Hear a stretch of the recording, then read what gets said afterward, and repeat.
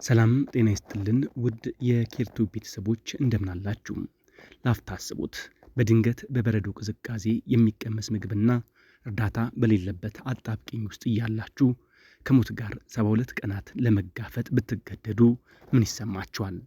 ዛሬ ይዘንላችሁ የቀረብነው ልብ የሚነካና አእምሮን የሚፈትን የናንዶ ፓራዶናና የጓደኞችን እውነተኛ የሰቀቀንና የጽናት ታሪክ ነው። እንደ አውሮፓውያን አቆጣጠር ጥቅምት 13 ቀን 1972 45 ሰዎችን የጫነች የኡራጋይ አየር ኃይል አውሮፕላን ወደ ቺሊ እየበረረች ነው።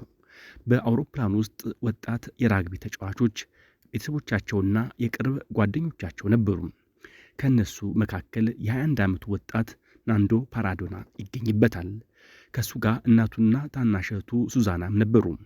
ማንም ያንን ጉዞ የመጨረሻ ሰላማዊ ቀናቸው እንደሚሆን ጨርሶ አልገመተም ነበር።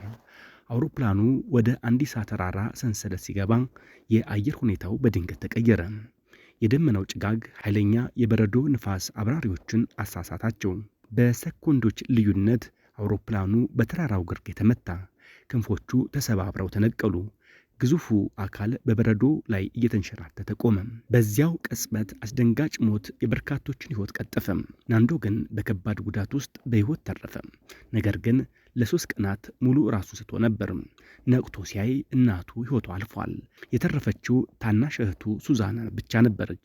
ናንዶ ከእሷ አጠገብ ቀንና ሌሊት ተቀምጦ ሁሉም ነገር የተሻለ ይሆናል እያለ ያጽናናት ነበር። ነገር ግን በ8ኛው ቀን እሷም እጆቹ ላይ አረፈች።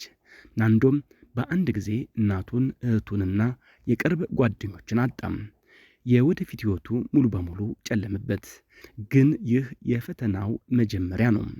ቀናት ቀናትን ሲተኩ ቸኮሌት፣ ብስኩትና ውሃ ሁሉም ተሟጠጡ። ከዚያ የሚበላው የምግብ ክምችት አለቀም። እናም ከበረዶ ክምችት ጋር ብቻ ተቀመጡ። ውሃ ለማግኘት በረዶን ያቀልጡ ነበር። ነገር ግን ውሃ ብቻ ሕይወትን ማቆየት አይችልም ነበር። በየቀኑ አብረውት ያሉ ሰዎች እየደከሙ መጡ። አንዳንዶቹ በበረዶ ረሃብና ቁር ብቻ ሕይወታቸው አለፈም። እናም ከሞት የተረፉ ሰዎች ከባድ የሕይወት ውሳኔ ገጠማቸው። በተራራው ላይ ምንም የሚበላ ነገር የለም። ከውጭም እርዳታ አይመጣም። በሕይወት ለመቆየትና ጓደኞቻቸውን ለማዳን ሲሉ የማይገመት ውሳኔ ወሰኑ። ከአደጋው በኋላ የሞቱ ሰዎችን አስክሬን እንደ ብቸኛ ምግብ ለመመገብ ተገደዱ። ውሳኔው በጣም ከባድና ልብ የሚሰብር ነበር። ብዙዎቹ በእንባ ተራጭተው ወሰኑት። ከዚህ ውሳኔ በኋላ የተረፉት በሕይወት ቢቆዩም መከራቸው ግን አልተጠናቀቀም ነበር። አንድ ሌሊት ተራራው በድንገት ተንቀጠቀጠ። አስፈሪ ድምፅ ተሰማ። ግዙፍ የበረዶ ናዳ በአውሮፕላኑ ላይ ተጫነ። በአጭር ሰኮንዶች ውስጥም አውሮፕላኑ ሙሉ በሙሉ በበረዶ ተቀበረ። በውስጡ ያሉ ሰዎች መተንፈስ አቃታቸው።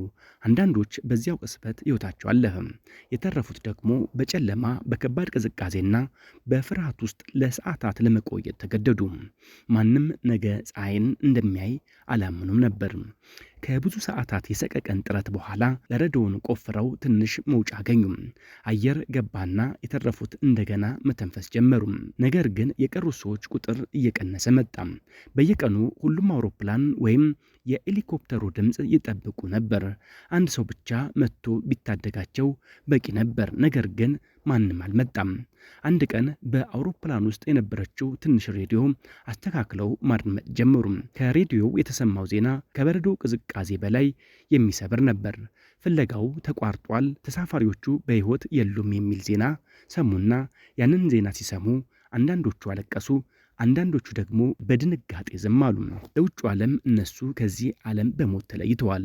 ነገር ግን እነሱ አሁንም በሕይወት አሉ። በዛች ምሽት ናንዶ ፓራዶ እንቅልፍ አልተኛም። ወደ ሰማይ ተመለከተም። እናቱን አሰበ፣ እህቱን አስታወሰ። ከዚያም ለራሱ የማይለወጥ ቃል ገባም።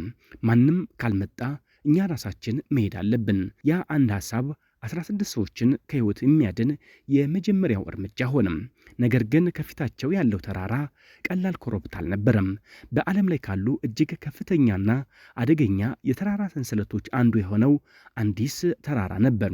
ምግብ የለም፣ አቅጣጫ የሚጠቁማቸው ካርታ የለም፣ ከአየሩ ጋር የሚስማማ ልብስ የለም። ነገር ግን እዛው አውሮፕላኑ ጋር መቆየት ማለት ሞትን ቁጭ ብሎ መጠበቅ ነው። መሄድ ደግሞ ብቸኛ የተስፋ ጭላንጭል ነበር። ተመልሼ ባልመጣም ቢያንስ እየታገልኩ እሞታለሁ ብሎ ናንዶ ወሰነ። ናንዶ ፓራዶና ጓደኛው ሮቤርቶ ካኔሳ ከተረፉት ሰዎች ተሰናብተው ተነሱ። ማንም እንደሚመለሱ አላመንም ነበር። ጉዞው ተጀመረ። በቀን ፀሐይ በበረዶ ላይ አንጸባራቂ አይናቸው ተቃጥላ ነበር። በሌሊት ደግሞ ቅዝቃዜው እስከ ሞት ይቀርብ ነበር። በእያንዳንዱ እርምጃቸው እግራቸው በበረዶ ውስጥ ይሰምጥ ነበር። አንዳንዴ አንድ እርምጃ ለመራመድ 5 ደቂቃ ይፈጅባቸው ነበር። በሶስተኛው ቀን ከፍ ያለ ተራራ ጫፍ ላይ ደረሱ። ናንዶ ወደ ታች ሲመለከት ሰፊ ከተማዎችን እንደሚያይ አስቦ ነበር። ነገር ግን ያየው ያለ መጨረሻ የተዘረጋ ሌላ የበረዶ ተራራ ብቻ ነበር። ያን ጊዜ ከሰው ዓለም ምን ያህል እንደራቁ ተረዱ። ሮቤርቶም እንመለስ ብሎ ጠየቅም። ናንዶ ግን ቀስ ብሎ ወደኋላ መመለስ ማለት ሞት ነው። ወደፊት መሄድ ብቻ ነው ያለን ብቸኛ አማራጭ። በየቀኑ በየሰዓቱ ምንም ኃይል ሳይኖራቸው አንድ እርምጃ ብቻ ይራመዱ ነበር። ተስፋቸው ግን ከእግራቸው በላይ እየቀደመ ሄድም። በ10ኛው ቀን በሩቅ አንድ ሰው ታየም። እረኛ ነበር። ናንዶ በሙሉ ኃይሉ ጮኸ። ነገር ግን የወንዙ ጩኸት ድምፁን ዋጠው።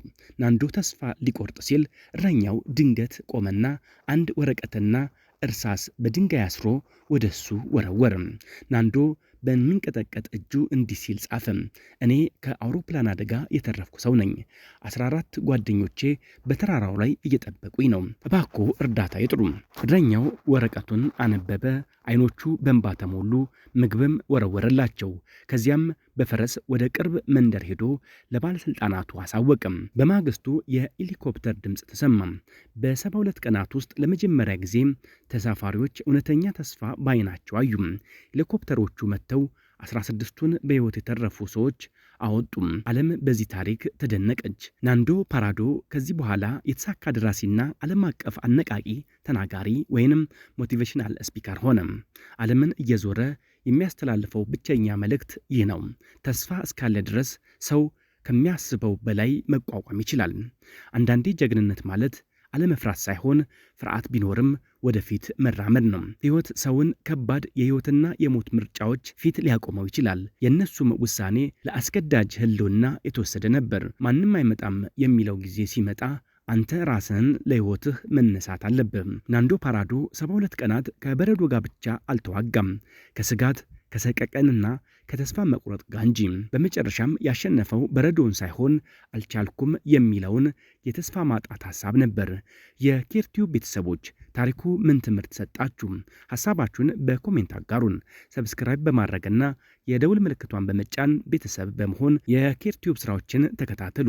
በቀጣይ መሰናዳዎችን እስክንገናኝ መልካም ሰንበት ተመኘን። ኬር ይሁን።